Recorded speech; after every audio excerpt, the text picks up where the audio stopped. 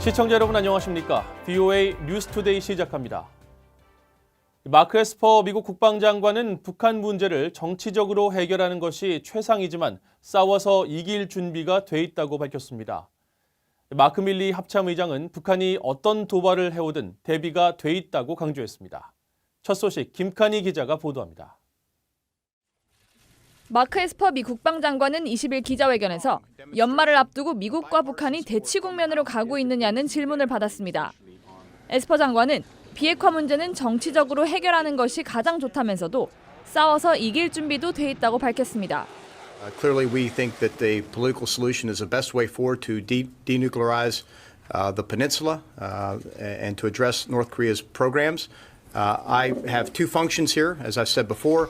One is to ensure that we are in a high state of readiness, prepared to fight and win tonight if need be, and I'm confident in that. 에스퍼 장관은 외교를 지원하는 것도 자신의 임무라며 북한과의 대화와 외교가 지속되길 바란다고 말했습니다. I remain hopeful that we could again get the process started again and remain on the diplomatic path. 이날 회견에 동석한 마크 밀리 미국 합참의장은 한국에서 항상 높은 준비 태세를 유지하고 있다면서 오늘 밤 싸울 준비가 돼 있다는 주한미군의 신조를 상기시켰습니다. Korea is one of those places in the world where we've always maintained very high levels of readiness. And today we have very high levels of readiness. And the motto for the U.S. force in Korea is fight tonight. 밀리 합참의장은 또 미한일 삼각협력을 강조하며 미국은 이들 동맹의 이익을 방어할 준비가 돼 있다는 점도 언급했습니다. 에스퍼 장관과 밀리 합참의장은 연말 북한의 도발 가능성과 성격에 대해 정보 사안이라며 구체적으로 언급하지 않았지만 무엇이든 준비가 돼 있다는 점을 거듭 밝혔습니다. VOA 뉴스 김칸희입니다. 유엔 안보리 대북 결의에 따른 해외 북한 노동자 송환 시한 22일이 이틀 앞으로 다가왔습니다. 북한 노동자가 가장 많은 중국과 러시아 모두 이행 원칙을 밝히고 있지만 편법 취업 사례가 많아 실효성에 의문을 제기하는 시각도 있습니다. 김시영 기자가 취재했습니다. 자국 내 북한 노동자 현황을 유엔에 보고한 나라는 현재까지 48개 나라입니다. 관건은 북한 노동자들이 실제 얼만큼 돌아가느냐입니다. 관광 비자나 학생 비자로 해외에서 일을 계속하는 경우도 있다는 게 최근 러시아 연해주에서 북한 노동자들을 직접 만났던 전문가의 말입니다. 3개월짜리 관광 비자를 받아서 나오는 경우가 지금 이제 대부분이다 이렇게 얘기를 하고 있습니다. 왜냐하면 그 새로운 신규 노동자를 허용하지 않고 기존의 노동자들을 반드시 돌려보내야 되는 상황이기 때문에 그 학생 비자나 또 관광 비자를 받아서 해외 노동자로 집계되지 않으면서도 계속 일을 할 수 있다는 겁니다. 이런 상황은 북한 노동자가 가장 많은 것으로 알려진 중국도 마찬가지인데 중국 당국도 이를 규제할 방법이 사실상 없다는 게 문제입니다. The main issue is contiguous countries, next door countries, China and Russia, because people can just walk across. There'll still be plenty of Koreans working in China. I don't think the Chinese can.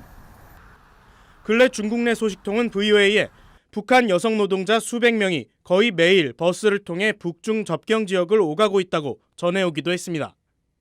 중국은 유엔 안보리에 대북 제재 중간 이행 보고서를 냈지만 구체적인 수치는 밝히지 않았습니다. 중국 외교부는 유엔 안보리 대북 제재가 유지되는 한 국제적 의무를 충실하게 이행해 나갈 것이라는 점을 강조했습니다. 只要决议依然有效，中方就会认真履行我们的国际义务，按照决议的规定处理有关问题。 중국은 최근 러시아와 함께 노동자 송환 등 대북 제재 폐지를 촉구하는 결의안을 안보리에 제출한 바 있습니다. 미 국무부 관계자는 VOA에 유엔 회원국들이 대북 제재 결의안을 준수할 걸로 기대한다고 거듭 밝혔습니다. VOA 뉴스 김시영입니다. 북한 정권의 심각한 인권 유린에 대해 국제법적 책임 추궁을 연구해왔던 한국계 미국 학자가 국무부 국제형사사법대사를 맡게 됐습니다. 국제사회의 반인도적 범죄 등에 대한 책임 추궁 등을 담당할 예정이어서 북한 인권 문제에도 관여할 것으로 예상됩니다. 김영권 기자가 보도합니다. 미국 상원이 19일 한국계 미국인인 모르스단 국무부 국제형사사법대사 지명자에 대한 인준을 최종 승인했습니다. 도널드 트럼프 대통령이 지난 4월에 지명한 단 대사는 국제법 학자이면서도 북한 전문가로 알려져 있습니다. 북일리노이 대학 법대 교수로 있으면서 북한 국제법과 이중위기란 제목의 책을 집필하는 등 북한 문제 해결에 큰 관심을 보여왔습니다. 이 대학은 법대 홈페이지에서 단 교수보다 북한에 관해 더 많은 법적 검토글을 쓴 학자가 없다며 이 때문에 유엔 북한인권조사위원회와 국제형사재판소 검찰 등의 주목을 받았다고 소개하고 있습니다. 국제형사사법대에서는 국무부 장관 등 미국 고위관리들에게 전 세계 전쟁 범죄와 반인도 범죄, 학살과 연계된 민주주의 인권 문제 대응에 관해 정책 조언을 수행하고 인권 범죄자에 대한 책임 추궁에도 관여합니다. 전체 세계 역사에 미국밖에 이런 자리가 없습니다. 하고 이 자리는 제일 큰, 제일 심각한 범죄들 address하는 거예요.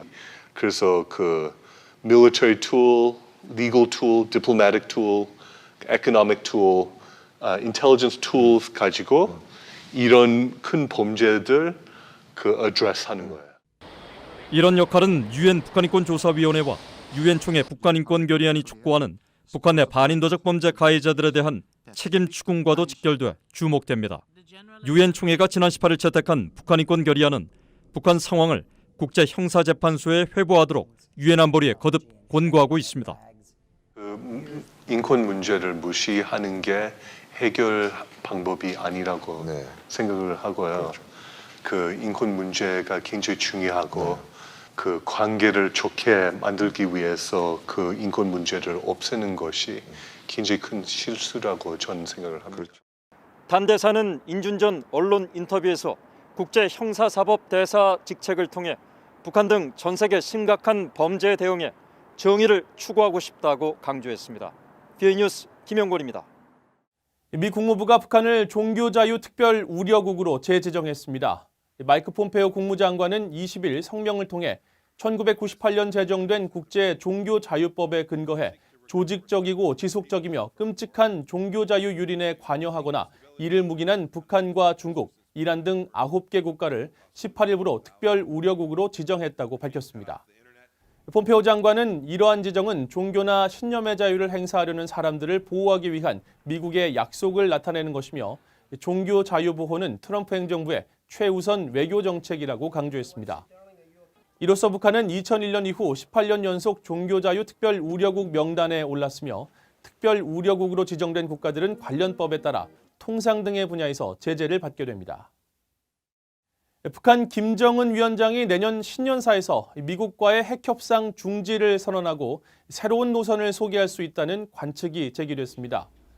한국국가정보원 산하 국가안보전략연구원 소속 성기영 책임연구위원은 20일 주한 외교관 초청 북한 포럼에서 이같이 주장했습니다.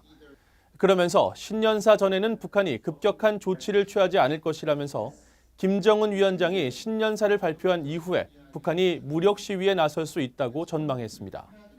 성기영 연구위원은 또 북한이 스티븐 비건 대북 특별대표의 아시아 순방 기간 동안 대미 비난 성명을 내지 않은 이유는 중국과의 관계를 고려한 전략적 침묵이라고 해석했습니다.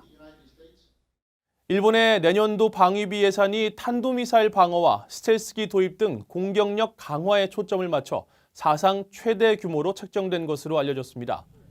일본 언론들은 일본 정부가 2020 회계연도 국방 예산을 의결하고 지난해보다 1.1% 늘어난 5조 3,133억 엔을 책정해 8년 연속 사상 최대치를 경신했다고 20일 보도했습니다.